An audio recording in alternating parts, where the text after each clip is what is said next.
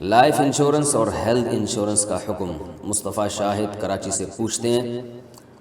میں security company میں manager کے طور پر کام کرتا ہوں، میرا کام سیکیورٹی گارڈ کو مینیج کرنا ہے، ہمیں انہیں لائف انشورنس اور ہیلتھ انشورنس دینی ہوتی ہے، کمپنی والے کہتے ہیں کہ آپ بھی اپنا ڈیٹا دیں تاکہ آپ کی بھی یہ دونوں انشورنس کر سکیں، اس بارے میں رہنمائی فرمائیں۔ بھائی اسلام میں لائف انشورنس اور ہیلتھ انشورنس دونوں ناجائز، دونوں حرام ہیں،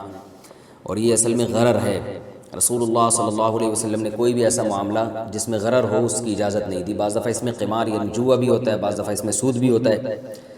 یہ رقم داؤ پہ لگائی جاتی ہے کہ اگر فلاں کا انتقال ہو گیا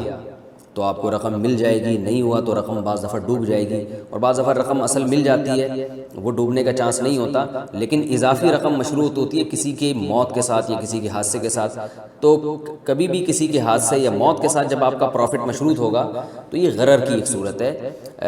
غرر کا مطلب غیر یقینی۔ تو کاروباری معاملات میں اور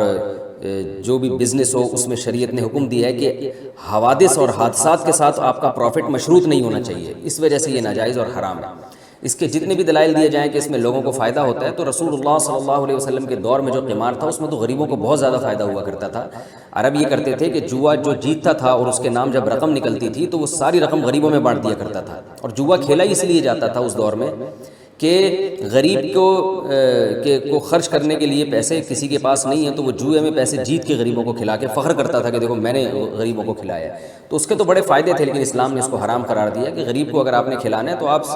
تمیز سے بزنس کریں جیسے ساری دنیا کرتی ہے بزنس، اور اس طرح کے حوادث کے ساتھ اپنے پروفٹ کو مشروط نہ کریں کہ یہ چیز نکل آئی یا یہ تیر نکل آیا میرے نام سے تو یہ پیسے میں جیت گیا۔ یا انشورنس میں بھی یہی ہوتا ہے کہ حادثہ ہو گیا تو آپ کو پیسے ملیں گے، حادثہ نہیں ہو تو پیسے نہیں ملیں گے۔ آپ یہ کہہ سکتے ہیں کہ اس میں تو تعاون ہے، جس کے ساتھ حادثہ ہو رہا ہے اس کے ساتھ تعاون ہے، تو تعاون کے لیے اس طرح سے بزنس یہ جائز نہیں ہے۔ تعاون کا طریقہ یہ ہونا چاہیے کہ بہت سے لوگ ایک کمیونٹی بنائیں اور اس کمیونٹی میں پیسے جمع کروائیں، جس کو ضرورت پڑتی ہے اس کے ساتھ ان پیسوں سے تعاون کیا جائے، جیسے بہت ساری کمیونٹی نے بنائے ہوئے ہیں۔ یہ تو ایک انشورنس تو ایک باقاعدہ بزنس ہے۔ میں بھی اس کے دلائل کی تفصیل میں زیادہ نہیں جاؤں گا، یہ تو بہت لمبا کلپ ہو جائے گا، اس پر علماء نے بہت کچھ لکھا ہے۔ یہ صرف میرا بتانے کا مقصد یہ ہے کہ انشورنس اور کے جواز پہ جو دلائل دیے جاتے ہیں تو علماء ان دلائل سے غافل نہیں ہیں، علماء کو پتہ ہے وہ کیا دلائل دیے جاتے ہیں، لیکن وہ سب غلط دلائل ہیں۔ تو اسلام نے جو باہمی تعاون کا طریقہ بیان کیا ہے، یا آپ خود سے بھی کوئی طریقہ ایجاد کر سکتے ہیں، اس طریقے میں یہ ضروری ہے کہ وہ قمار سے، سود سے اور غرر سے پاک ہو۔ تو ان تین چیزوں سے پاک ہونا اس کا ضروری ہے، پھر آپ باہمی تعاون کی کوئی صورت نکالیں۔ تو اور یہ آپ دیکھ لیں انشورنس کے اخلاقی نقصانات بھی کیا ہیں، کہ یہ کمپنیوں کا ایک باقاعدہ بزنس ہے۔ اس کے اخلاقی نقصانات یہ ہیں کہ لائف انشورنس میں خاص طور پر کمپنیاں، یعنی اس میں تعاون کا تو کوئی صورت بنتی نہیں ہے۔ جس آدمی کی صحت اچھی ہوگی کمپنی اس کو عام طور پر لائف انشورنس دیتی ہے، بیمہ پالیسی اسی کو دی جاتی ہے، اور جو بیچارہ محتاج ہوتا ہے یعنی اس بات کے لائق ہوتا ہے کہ اس کے ساتھ تعاون کیا جائے، وہ اس کے مرنے کا چانس ہے، ان کے ساتھ یہ بیمہ پالیسی والا معاملہ نہیں ہوتا۔ تو یہ میں تعاون بھی نہیں ہے، یہ سب جانتے ہیں کہ ایک بزنس ہے۔